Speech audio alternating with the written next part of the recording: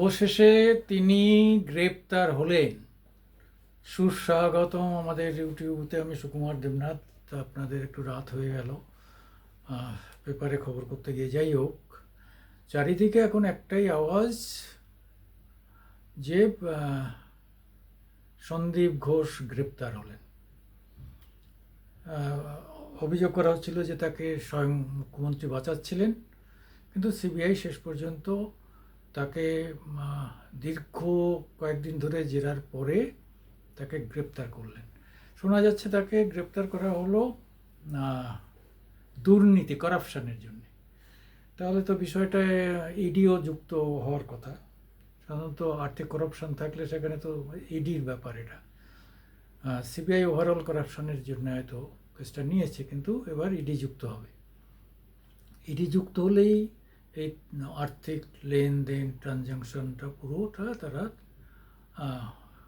বুঝতে পারবে যে মানি ট্রেলটা কোথার থেকে কোথায় গেল, কীভাবে কি। এটা একটা সাইড ইডি হয়তো যুক্ত হবে তাড়াতাড়ি।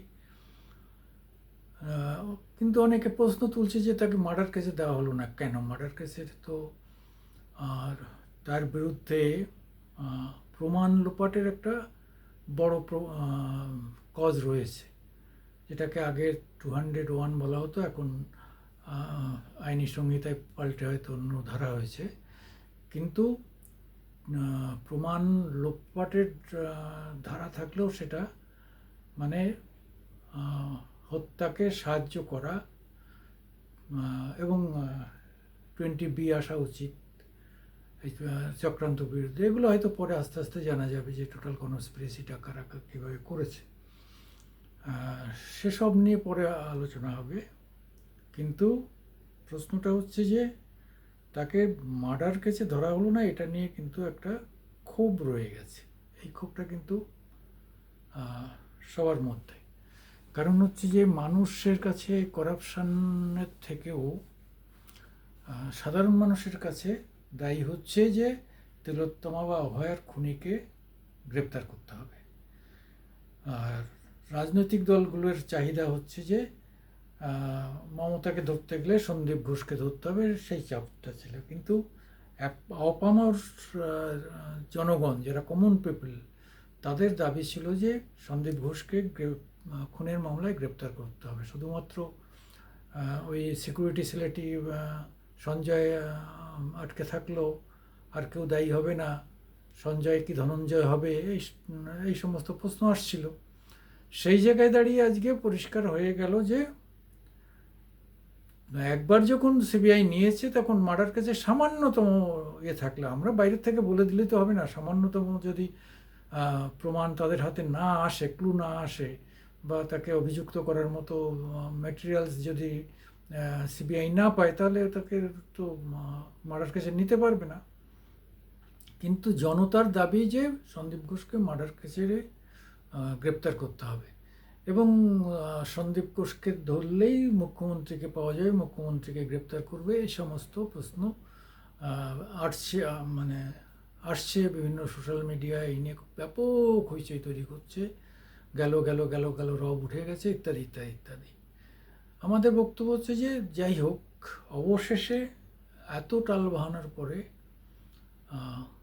এতদিন পরে সন্দীপ ঘোষকে গ্রেপ্তার করা হলো। এটাই একটা সন্দিগ্ধতা বাড়িয়েছে মানুষের মধ্যে। মানুষকে তো দোষ দিয়ে লাভ নেই। তারা ধরে নিয়েছে যে প্রথমে পুলিশ বাঁচিয়েছে সন্দীপকে, পুলিশ সন্দীপের গায়ে হাত দেয়নি, বা পুলিশ সন্দীপকে গ্রেপ্তার করতে পারত। সঞ্জয়ের পরপরই সন্দীপকে পুলিশ যদি গ্রেপ্তার করতো সিবিআইয়ের আগেই, তাহলে এটা হতো না। কিন্তু সিবিআই হওয়ার পরেও দীর্ঘদিন, বেশ কিছুদিন গেছে, ধরা হয়নি, ইত্যাদি ইত্যাদি। এইবার দেখা যাবে যে এটা কোথায় মার্ডারটা হয়েছে, বাইরে হয়েছে না ভিতরে হয়েছে। খাবার খেতে গিয়েছিল একসঙ্গে যে ডাক্তারদের সঙ্গে, তারা এর মধ্যে ইনভলভ কিনা। তারপরে যে ও যেখানে শুয়েছিল, সেই জায়গাটা যেখানে খুন হলো, সেই ঘরটাতে দ্রুত কেন সব মুছে ধুয়ে ফেলা হলো, ইত্যাদি ইত্যাদি। প্রমাণ লোপাটের ব্যাপারটা কিন্তু এটা এস্টাবলিশড। হ্যাঁ, এর জন্য এই প্রমাণ লোপাটের জন্যই অনেককে গ্রেপ্তার করা যায়। সন্দীপ শুধু একা নয়, তখন সুপার, রেজিস্ট্যান্ট সুপার থেকে আরম্ভ করে ওখানে আদার্স যারা ছিল, নার্স, অনেকেই এই কাজে হাত মিলিয়েছে। ধীরে ধীরে হয়তো তারা ধরা পড়বে, তাদের ধরতেই হবে, না হলে এই টোটাল তদন্তটা কমপ্লিট হবে না, এটা পরিষ্কার। অন্তত সিবিআই এটা বুঝেছে।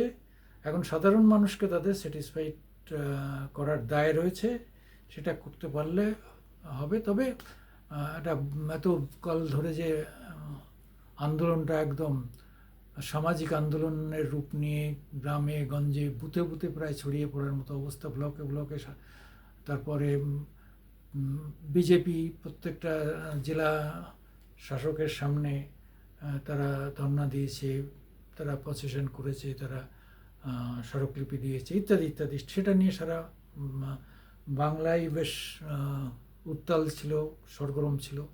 সব মিলিয়ে সন্দীপ ঘোষের গ্রেপ্তারটা সবাই মনে করবে তো এটা তাদের সাফল্য, যে তারা আন্দোলন না করলে সন্দীপ ঘোষ গ্রেপ্তার হতো না। যাই হোক, তবে সে একটা কেসে ধরা পড়েছে, অন্য একটা কেসে সোন অ্যারেস্ট দিয়ে তাকে ঢুকিয়ে নিতে পারবে, এটা বড় ব্যাপার নয়। দুর্নীতির মামলায় ধরা পড়েছে, ও খুনের মামলায় তাকে ঢুকিয়ে নিতে বেশিক্ষণ সময় লাগবে না। আমাদের মনে হচ্ছে যে, তবে তদন্তের ব্যাপারটা তো আমাদের কিছুটা হলেও বিশ্বাস করতে হবে। সবটাই আমাদের ইমোশনাল, আমরা ভাবছি এখানে বসে বসে, সেটাই করলে হবে না তো।